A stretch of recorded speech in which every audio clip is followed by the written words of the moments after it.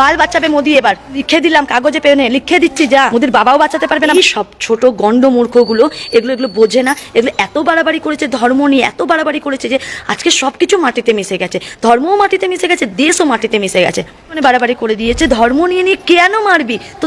আচ্ছা তোদের এত ধর্ম করছিস না, তাহলে মোদিকে বল যে আর্মিতে যত অন্য ধর্মের মানুষগুলো আছে হিন্দু ধর্ম ছাড়া তাদেরকে বের করতে বল, তাদেরকে বের করে দিতে বল। তোদের কত গাঁড়ে দম আছে আমিও দেখতে চাই, কত লড়তে পারিস। তোদের খুব রক্ত গরম না, খুব রক্ত গরম তোদের, তোরা দেখতে চাই, আমিও দেখতে চাই কত তোরা লড়তে পারিস।